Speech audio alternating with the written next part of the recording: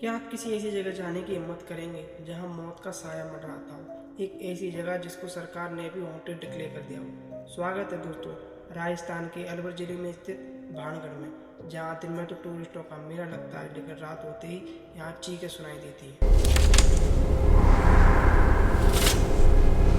ये बात है 17वीं सेंचुरी की, जब राजा मोहन सिंह ने इस किले को बनवाया था। कहा जाता था यहाँ 10,000 से भी ज़्यादा लोग रहा करते थे, लेकिन आज एक सिर्फ खंडर है। इस जगह को खंडर होने का कारण कोई लड़ाई या कोई जंग नहीं, एक भयानक श्राप था। इस श्राप के पीछे की दो मशहूर कहानियाँ हैं। पहली कहानी है गुरु बालूनाथ के श्राप की। कहा जाता है जब ये किला बन रहा था, तब गुरु बालूनाथ ने राजा मोहन सिंह को कहा था कि तुम्हारे इस किले की परछाई मेरे ध्यान स्तर पर नहीं पड़नी चाहिए, लेकिन ना चाहते हुए भी उस किले की परछाई उस ध्यान स्तर पर पड़ ही गई, जिससे क्रोधित होकर उन्होंने उस राजा को श्राप दिया और कहा कि तुम्हारा ये किला कभी नहीं बस पाएगा और ये टूट जाएगा।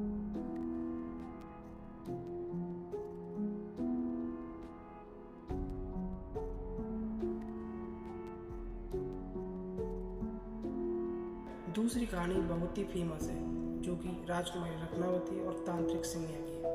कहा जाता था कि राजकुमारी रत्नावती बेहद खूबसूरत थी, भला की खूबसूरत थी। उनके बहुत से चाहने वाले थे, जिनमें से एक था तांत्रिक सिंधिया। तांत्रिक सिंधिया को काले जादू की महारत हासिल थी। वो किसी को भी अपनी वश में कर सकता था।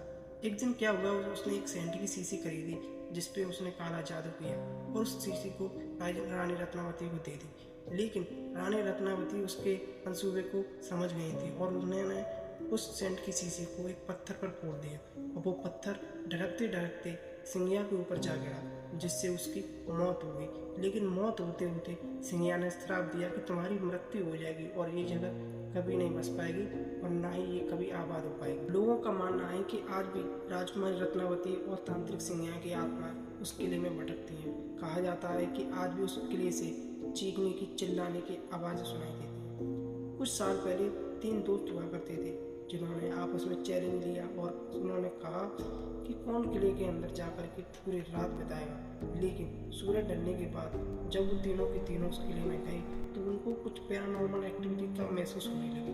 उन्होंने तय किया कि हम इस किले में रात नहीं बिताएंगे और वो तुरंत ही वहाँ से भाग निकले। भागते भागते एक कुएं से एक कुएं में जा गिरा, लेकिन जैसे तैसे उन दोस्तों ने उस लड़के को कुएं से बाहर निकाला और वहाँ से किले में से तुरंत भाग निकले। लेकिन रास्ते में ही उनका एक्सीडेंट हो गया। कहा जाता है कि किले के रास्ते में एक जौहरी बाजार लगा करता था, जहाँ लोग शॉपिंग वगैरह किया करते थे। लेकिन दिन में यहाँ आज भी सन्नाटा रहता है, लेकिन रात होते ही यहाँ पे चूड़ियों की खनक और बाजार चलने की आहट सुनाई देती है। ऐसा लगता है जैसे कि पोस्ट मार्केट जिंदा हो गया हो।